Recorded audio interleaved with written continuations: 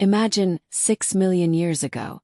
A time when humans weren't yet masters of the world, and every step in the wilderness could be their last.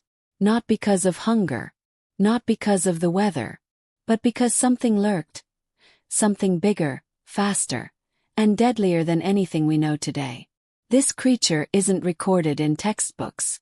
It's not in legends. But its traces have been left in the soil, in hidden bones, and, perhaps, in our instinctive fear of the dark. This is a story of true terror from the past. About a single night that changed everything for our ancestors. And about a giant creature that nearly wiped humanity from history. Watch until the end, and if you've ever felt an unexplained chill at nightfall, perhaps you've been greeted by its shadow. Don't forget to leave a comment below. Do you believe that the fear we feel today could have its origins in our ancestors' encounters with this creature? 6 million years ago, Africa was not what we know today. Vast expanses of savanna, dense forests, and rivers crisscrossing barren plains formed a wild landscape untouched by civilization. That is where this story begins. Not in a city, not in a village, but in the midst of a wilderness that held dark secrets about the struggle for life and death. A bird of prey hovered low, its sharp eyes watching for the slightest movement below. But it wasn't a mouse or a lizard that was its target. Behind the thorny bushes, the faint voices of a small group of thin, furry creatures with human-like faces could be heard. They walked on two legs, small, unarmed, and ever vigilant. They were human ancestors, early hominins learning to walk upright but still part of the food chain, not at the top. Near the riverbank, one of them, a young female just entering her fertile years, was filling her hands with small roots.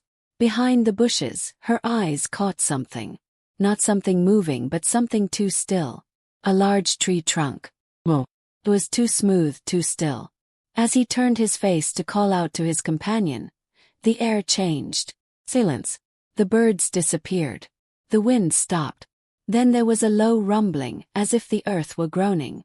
And in an instant, from behind the bushes emerged a vast, dark figure. Taller than a bull buffalo, longer than a Nile crocodile, and its eyes, pitch black, emotionless. Its jaws opened wide, revealing rows of dagger-like teeth. The creature leaped. Screech rang out. Blood gushed. The hominin herd scattered in all directions. A lone body was left behind, rolled in the mud, motionless. That evening, under the orange African sky, the predator merged with the shadows once again, leaving its claw marks in the wet earth and its lifeless body as a warning. A sign that this land was not for humans. Not a safe place, but the hunting grounds of a creature now forgotten by history. But for those who survived, that night marked the beginning of a fear that would be passed down for millions of years to come. Night was fast approaching. The sky turned into a black canvas studded with stars, while the night breeze began to carry unfamiliar sounds from afar. Behind the bent acacia tree, the rustling of leaves no longer felt like a mere breeze. Every movement, every sound, now posed a threat to the small group of hominins who had just lost one of their own. They huddled in a crevice in the rock, seeking shelter. Fire had not yet been found. The only light was the moon's reflection off stone and skin. One of the oldest males sat at the head of the pack, staring into the darkness, his ears picking up a faint, repeating sound. Like footsteps. But whose footsteps? Or what? The smell of wet earth and blood still hung in the air. They didn't know the name of the creature that had attacked them. They didn't know that they had just encountered one of the deadliest predators of its time, Simbacubwa kutokafrika. A name scientists would give it millions of years later, but that night, it was just a large shadow with cold eyes that hunted silently. The young female who had survived the ambush now sat trembling. Her body trembled not from the cold, but from the primal instincts screaming in her bones. It knew the creature hadn't gone far. Never had. Far across the savannah, the creature's eyes opened in the darkness. It wasn't interested in corpses. It was after the living. It knew its prey was afraid, and in fear they became more predictable. Its nose sniffed for tracks. Its ears picked up a distant heartbeat. It began to walk, slow and low, like a shadow weaving through the bushes and roots. Meanwhile, in the hiding place, the hominin children began to whimper softly, a low, unspeakable sound. And as one of them began to crawl out of the crowd to search for its mother, who hadn't returned, the old male pulled it back, covering its mouth with his trembling hand. But it was too late. Far behind the bushes, a pair of black eyes opened again. Their glare pierced the darkness, locking onto the sound. The creature was approaching. It couldn't hear its footsteps, but the ground remembered its every trace. Dawn hadn't yet broken. A thin mist hung low over the ground.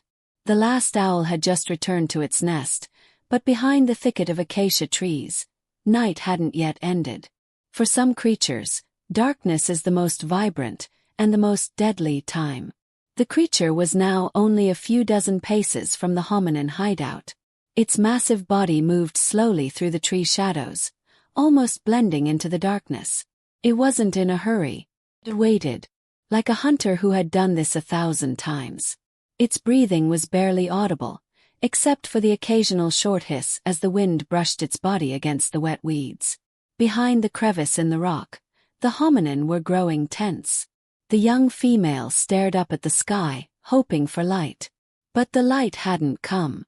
Only sounds came, leaves shifting, twigs snapping, and the sound of the ground being pressed down by an incredible weight.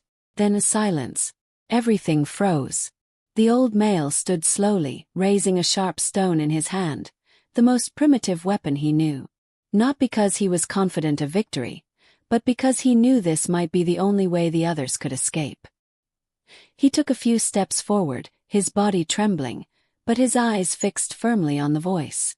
And as the voice rang out again, from behind the bushes emerged the massive head. Dark eyes, dull fur, and a jaw still smeared with dried blood. Silently the creature leaped. The impact was instantaneous. A shriek rang out, the body rolled, and dust flew. But something unexpected happened. A sharp rock held by the old male struck the creature squarely in the left eye. Not fatally, but enough to knock it back. It let out a loud roar, a low sound that made the ground tremble. The hominins ran.